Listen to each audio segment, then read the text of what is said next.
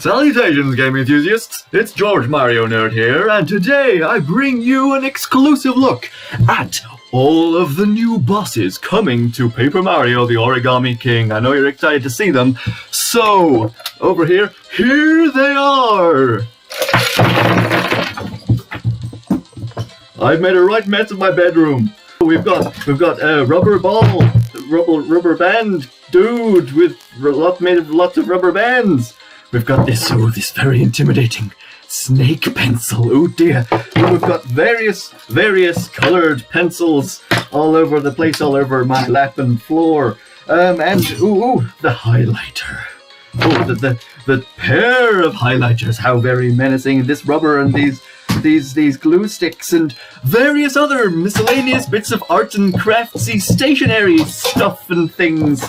And I've made a terrible mess of my bedroom. It's all for the bit, George. It's all for the bit. You did it for the bit. It's very funny. I've got stuff all over my desk and everything. I'm just going to tidy this up after the video, okay? So, topic at hand. Oh, jeez. Topic at hand. The new Paper Mario Origami King trailer has been released. And while on the one hand, yes, it gave me a lot of information about the things that I was curious about and a bit concerned about, it mostly in that it elaborated a lot on the battle system, which is very different from anything that Paper Mario has done before, and very unique, looks very interesting, more strategic than what we had previously.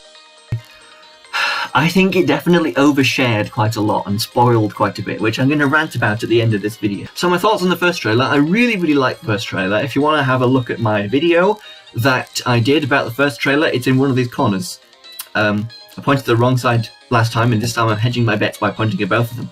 But I'll put that video there. I really enjoyed the last trailer. It was very thematic. It was great. It started off creepy. There was also the rubber band boss thing that looked creepy. There was lots of drama, lots of excitement in that trailer.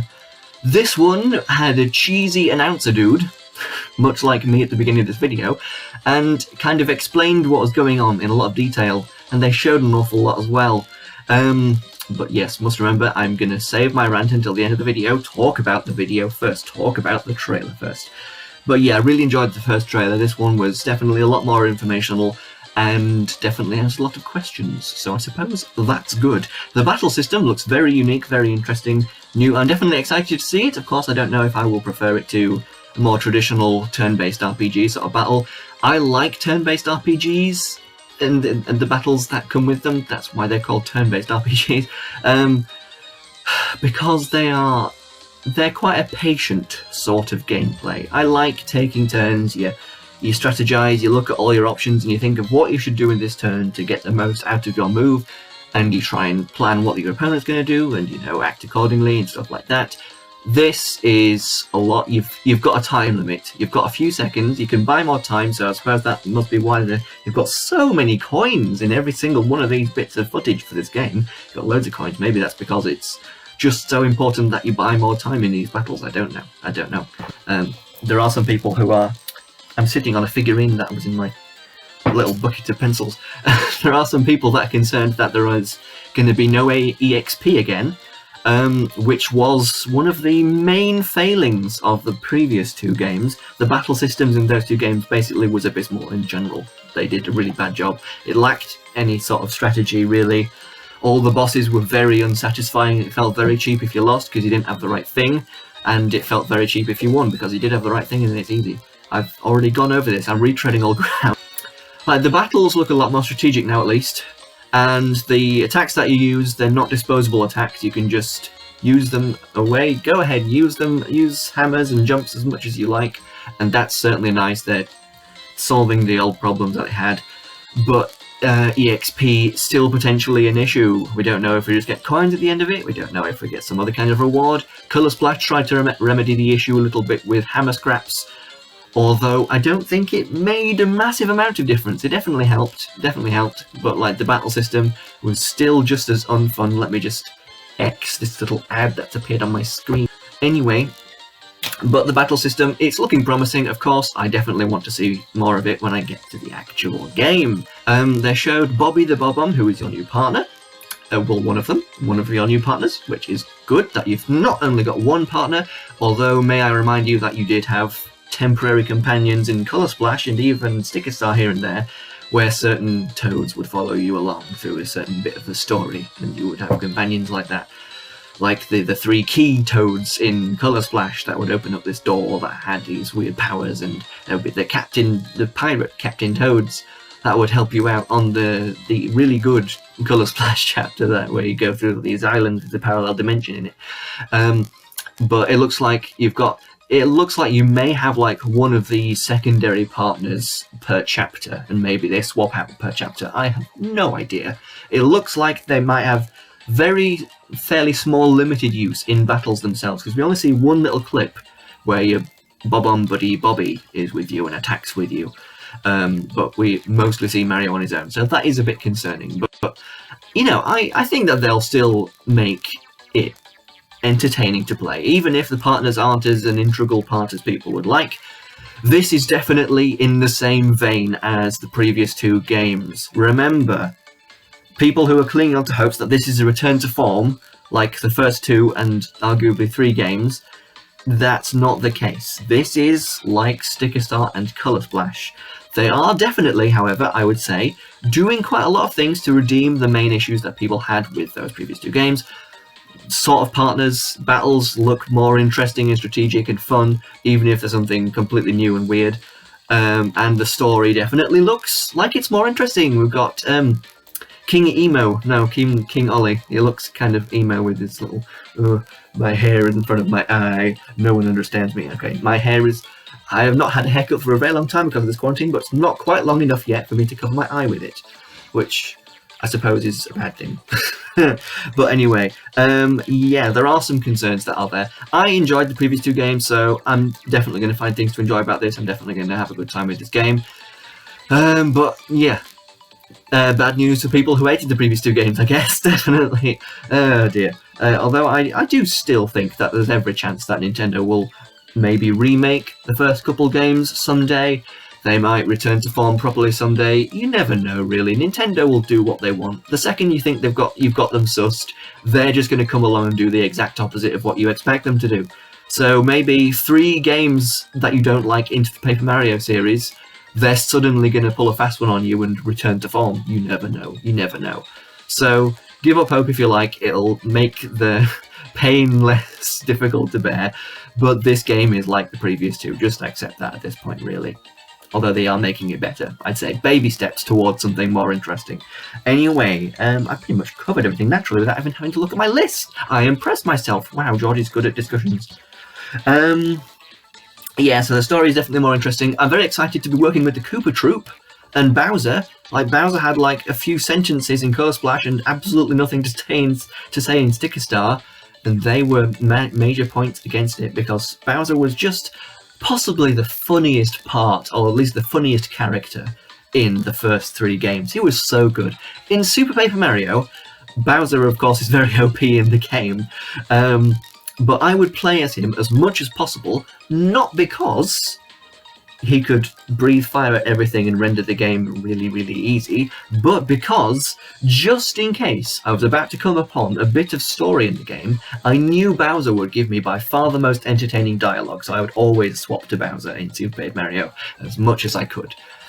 So, yeah, Bowser's back, he's saying funny stuff, we've got the Koopa Troop with us, Kamek is going to join us, Bowser Jr. is going to join us, looks like any other members of the Koopa Troop. I think I saw a Sledge Bro running a shop at some point. Looks like the Koopa Troop, who aren't Origami, are going to be on our side, which is very good, and definitely positive for NPC diversity is the word I'm looking for. The last game, there were definitely like a lot of shy guys that were NPCs and snippets and whatnot that you could talk to that weren't antagonistic. Some of them even did kind of make friends with you, sort of. But in this game, the whole entire Koopa Troop that Bowser is in command of is on your side. Looks like the story is looking more interesting. Our main partner, Olivia, whose name I remember this time, is the sister of King Ollie, the bad guy, whose name I also remember, and the bad guy being something more interesting than black paint that mind control Bowser is a lot more interesting than that thing that I just mentioned, the black paint. That was a very, very stupid villain. I'm amazed that I've been talking about this for like 10 minutes at this point. But anyway, yes, okay, on to my main gripe with the trailer. They showed way too much. I kind of wish that I could go back in time and stop myself from watching this trailer. Because although, yes, they answered a lot of my questions that I had about the battle system, that was the thing I wanted to know more about. What the battle system was going to be like, whether I was going to enjoy it, whether it was going to be interesting. I didn't know anything about that. But they showed off several of the main bosses. We got coloured pencils, much like what's all over my bedroom floor right now. Ugh, that's going to be a pain to tidy up. Got coloured pencils, we've got Rubber Band Guy, which looked very creepy in the original trailer, and he's definitely the most interesting looking boss out of all of them, really, so far. And we've got Sellotape. I suppose there's some comedy to be had with the irony of the things were on our side in the previous two games, and now we're fighting them. But these are inanimate objects, endowed with life, I suppose? Which just does not seem all that interesting, and even if I do turn out to like them in the game, the Rubber Band Guy looks kind of creepy and interesting. He's actually a guy made out of rubber bands rather than just a rubber band. Because imagine how boring that would be to fight just a singular rubber band, the boss. But they showed the main bosses. I can't believe they did that. Like every single little neat thing I saw in this trailer, I thought, oh well, that's a thing that I'm not going to be able to enjoy in the game by coming across it by chance, because I've seen it now in this far less interesting format, and that's just spoiled it. I don't like seeing spoilers for games. My brother doesn't mind them at all, but I really, really hate to see spoilers for stuff like this. And if they release any more trailers for this game past this point, I'm not going to look at them. I'm not going to make a video for them. I'm not going to... Oh, I'm going to get spoiled all over Instagram and stuff, so aren't I? They're going to be posted all over the place. It's inevitable. Spoilers manage to reach you when you are a person on the internet. So, yeah, spoilers kind of suck. Looking for toads and stuff all over the environment. That looked interesting. All sorts of like little... They were folded into all sorts of different ways. One was an egg. One was like a cicada on a tree, I think. And another one was like this little dog that was bouncing about. And I'm like, oh, that's so clever. I wish I found that out in the game. But, yeah, that looks fun. It looks like it adds to your audience in the battles, which looks very Thousand Year Door-esque, which I'm sure people are pleased with. But it looks like it's a lot less tedious and annoying. I must say, in Paper Jam, which, by the way, was a massive missed opportunity that could have been a really epic crossover between Paper Mario and Mario Luigi. It was a very wasted opportunity. The worst part of that game, though, was so much of it was just looking for toads. And that was it. It was so much filler, so much boring, repetitive stuff with looking for toads. It kind of made Colour Splash quite a bit worse as well, like especially towards the end of the game when you need loads of toads to fill up that circus at the end of the game. It's just a massive fetch quest and very annoying. It looks optional now, which is nice, and it looks fairly interesting how they're going to be folded into different things. You never know what little thing on the screen is going to be a toad, so better whack everything with a hammer and give everything a good inspection. So that's nice. Anyway, overall, I'm quite excited about this game. As I said before, I enjoyed the previous two games in this series, so I'm not annoyed that they're not returning to form. Of course, I would prefer it, because those first three games were way better than what these recent three games are looking to be.